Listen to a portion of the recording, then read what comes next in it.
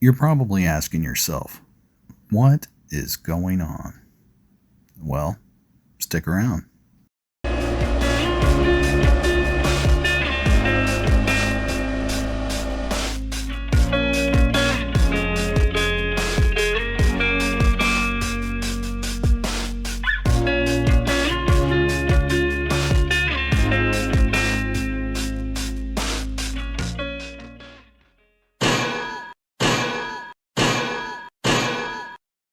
Yep, we're taking a look at chicken corners and Hurrah Pass.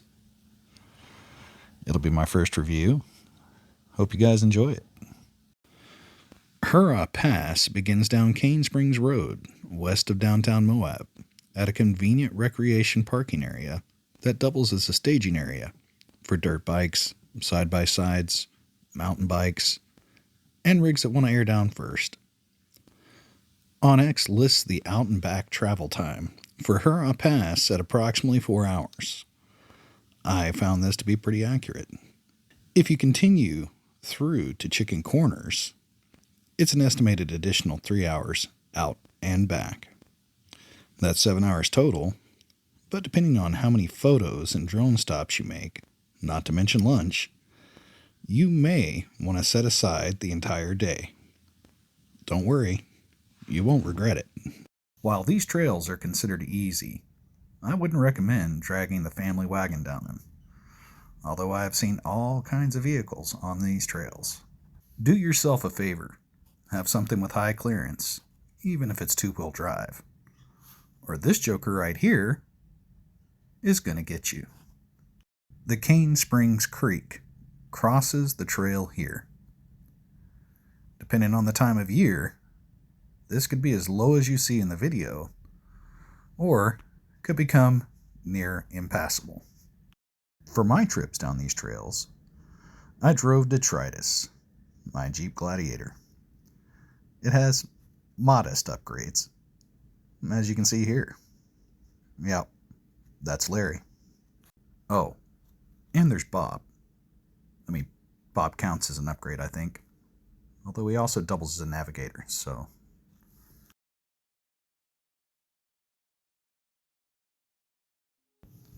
I started my first trip down Hurrah Pass at dawn. I love to see how a trail evolves over the day, especially when the views are epic.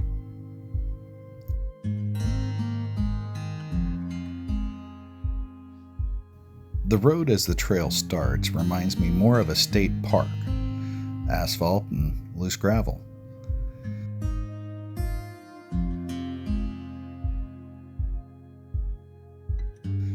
I suggest before you begin the switchbacks, switch into low gear, unless you like to torture your brakes.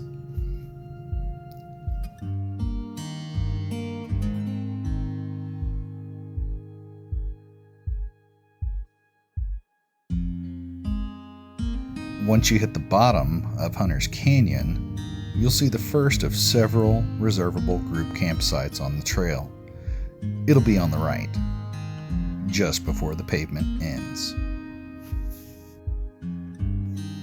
You'll pass several ledge campgrounds as you continue on, and I believe at least 2 other group campsites before you come across the Cane Springs Creek.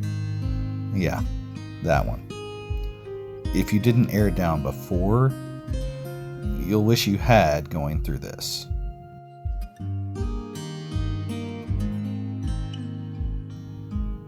Just before the trail proper begins, the last reservable group campsite can be seen on the left.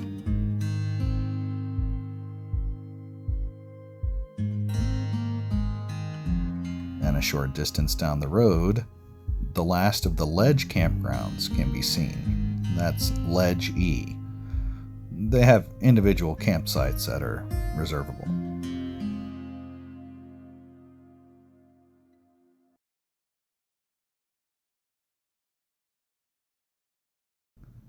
And just like that, the trail begins to look like more of a trail.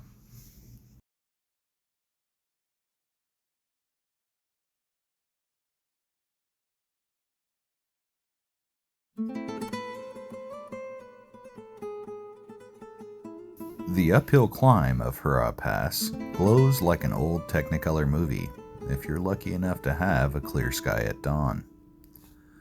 But make sure you have sunglasses handy for when the trail curves back towards the sun as it snakes its way towards the top of the pass.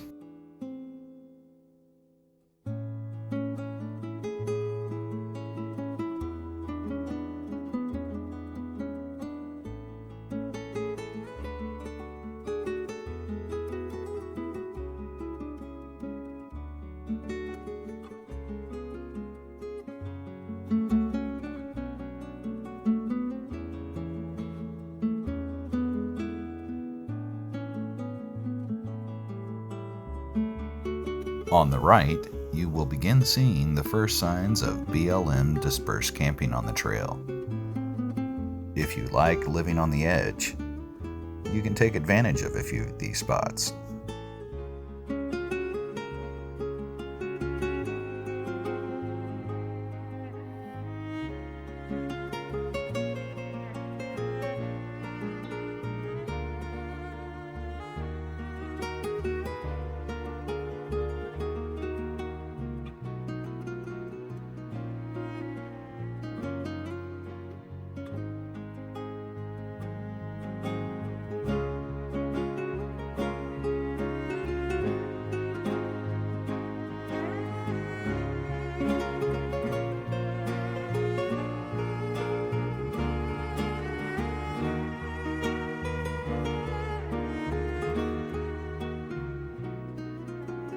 As you can't climb forever, eventually you'll reach the top of the pass. To your right before you cross over is a large staging area with evidence of dispersed camping all along the edge.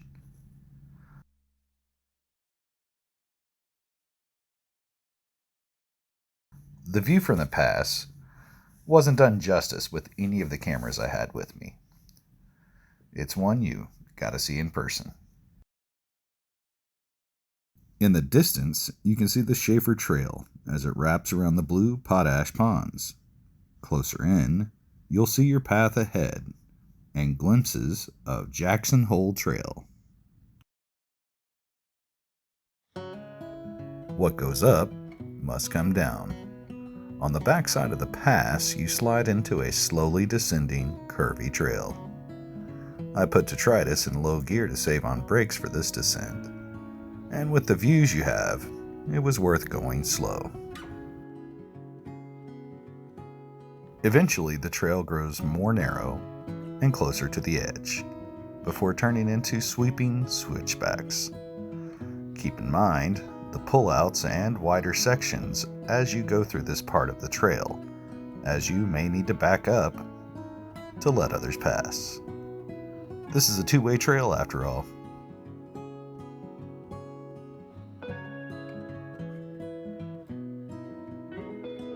Uphill traffic has the right of way, but if it's more convenient and easy for you to back up, do so.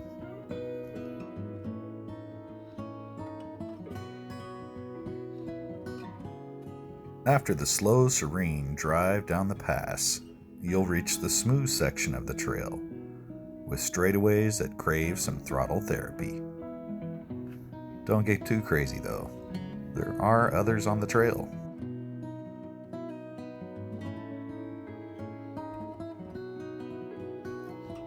Before you know it, Hurrah Pass comes to an end, and you'll have three options to choose from. Continue on to Chicken Corners, explore Jackson Hole, or go back the way you came.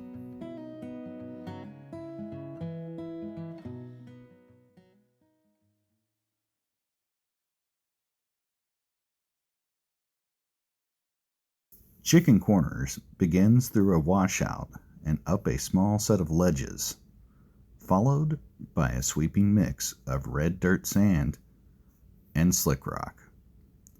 Take the left line at the start of the curve unless you want to test your suspension, tires, and lift.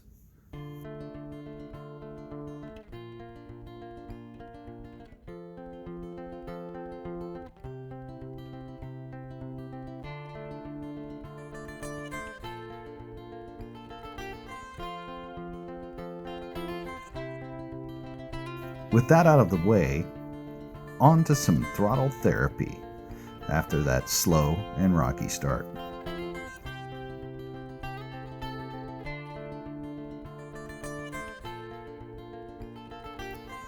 The mesa ahead on the left is a marker for the next point of interest on Chicken Corners.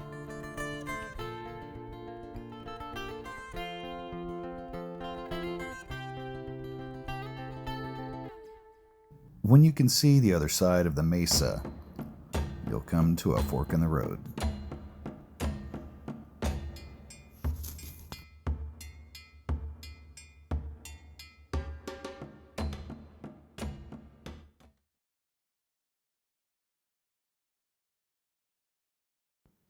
The left fork in the trail will take you to the wind caves.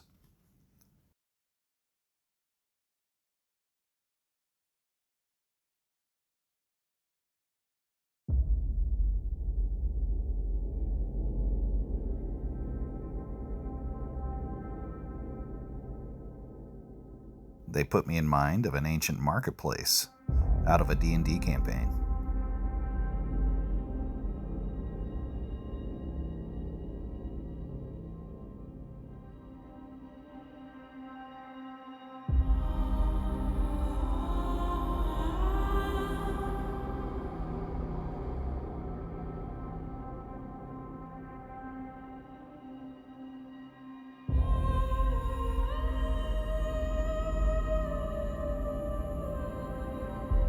The wind caves are fun to explore, and even to take shelter in, out of the weather.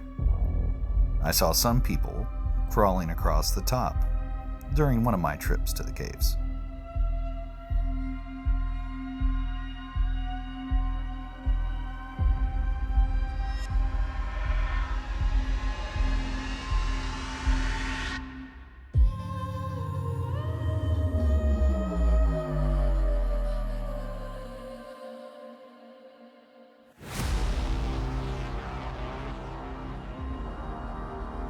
With the drive to push on refreshed, we carry on down Chicken Corners.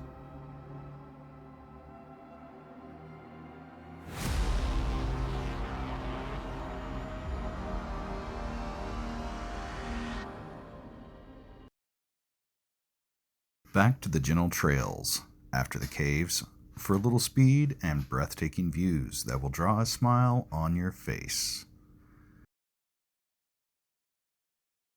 You are moments from the first namesake of the trail when you pass the iconic trail totem, adorned with rubber chickens as tributes.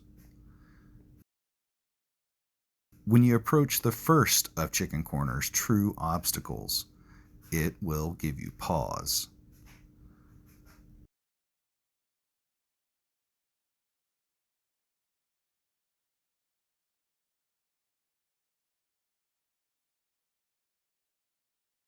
As you can see here, I had to back up and assess the situation.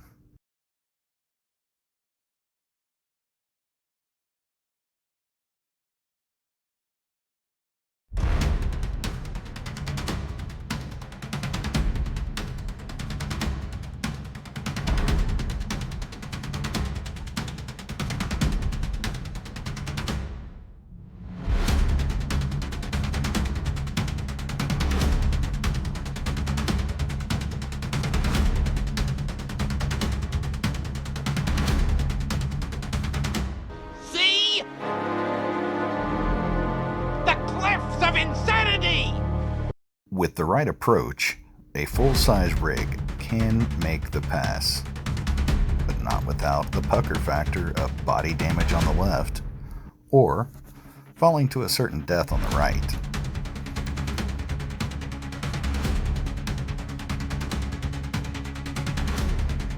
This is followed by rolling off-camber curves with vertigo-inducing views.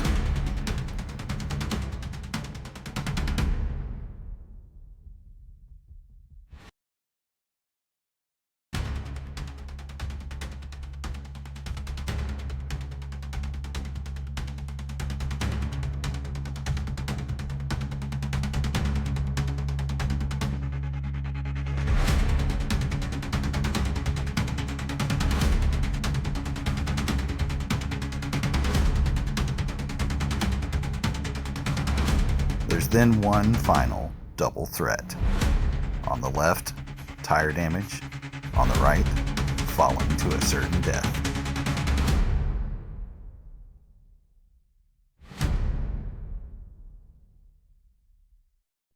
He didn't fall? Inconceivable.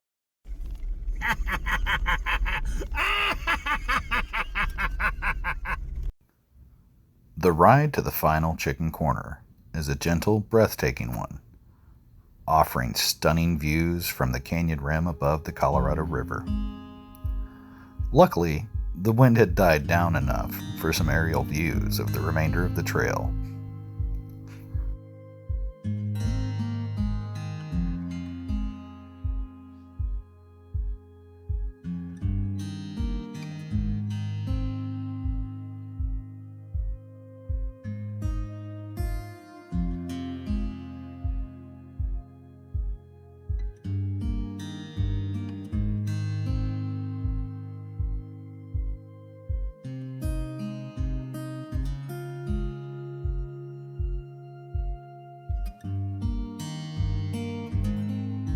When you reach this point, the end is over and around the next bend.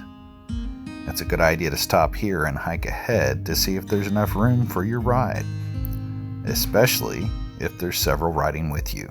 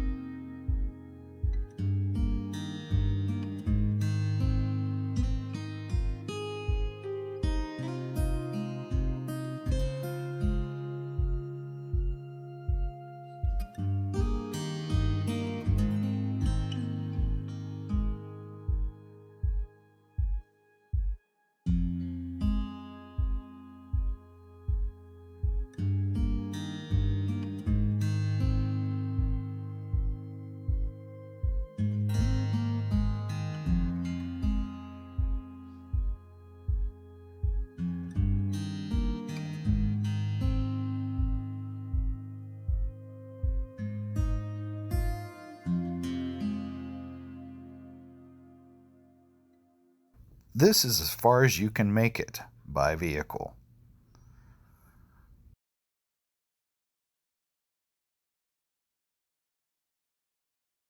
Parked above the Colorado River on the edge of the canyon provides a view that is difficult to match.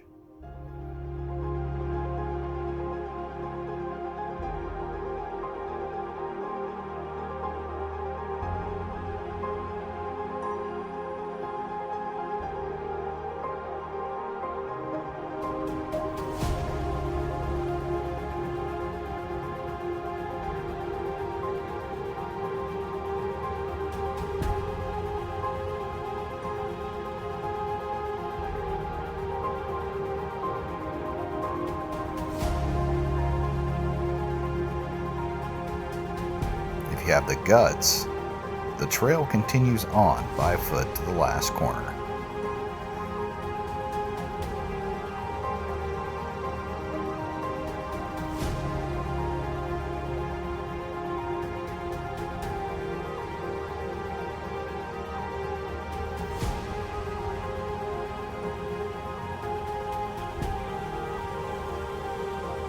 Its view is, of course, amazing.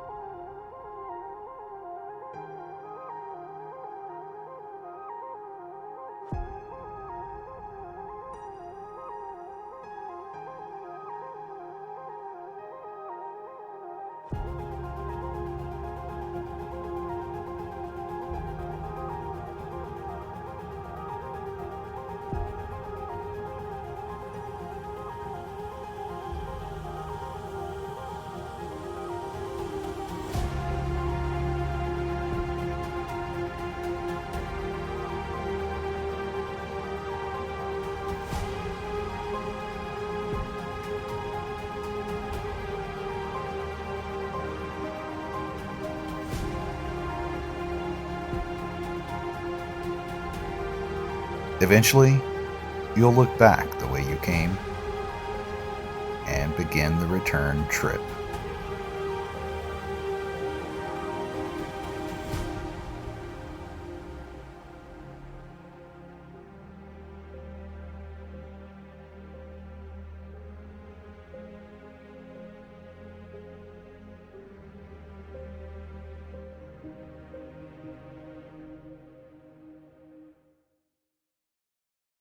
One of the great things about Hurrah Pass and chicken corners is doing them in reverse. Everywhere seems like somewhere you've never been before, yet somehow feels strangely familiar. It's like a sense of deja vu, but with a view.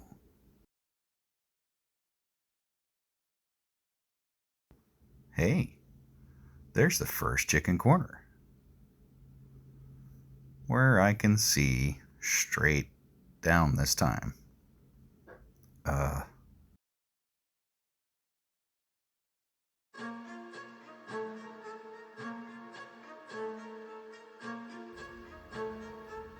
That camber is a bit more unnerving.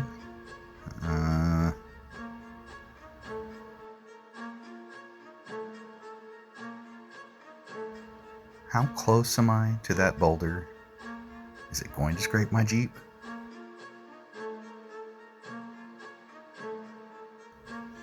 Oh well, at least I can see how close my wheel is to the edge this time.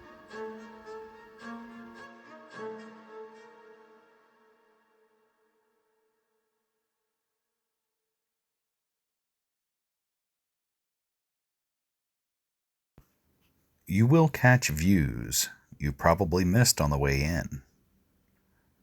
Stop and enjoy them. They're worth every minute. You may not have a choice in spots due to the traffic on the trail.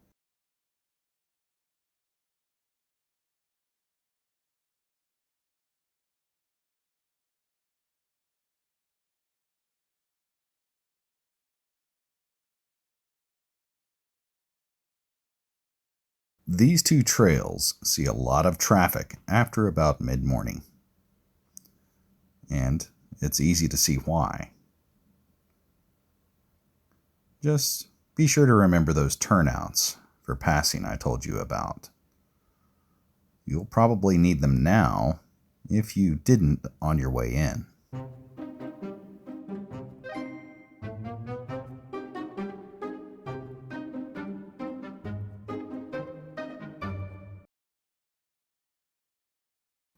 Some of the switchbacks get pretty narrow. This Jeep right here would had to have backed up all the way through that curve to let me by. Well, there's a convenient cliff pullout I just backed into.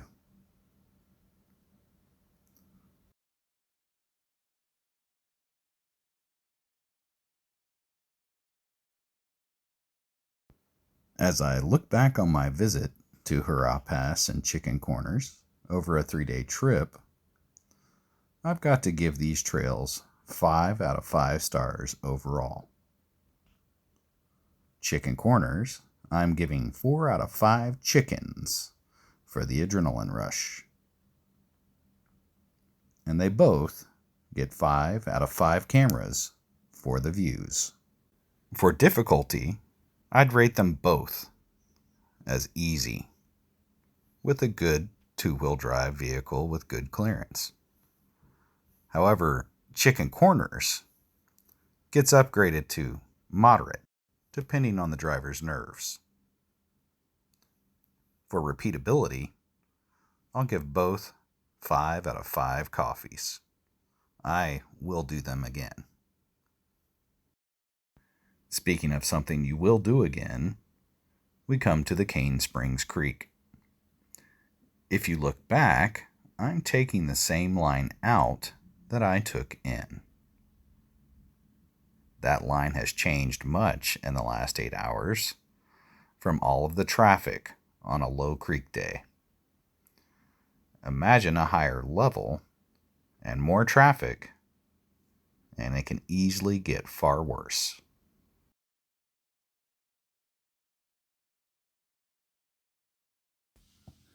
I can't recommend these trails enough.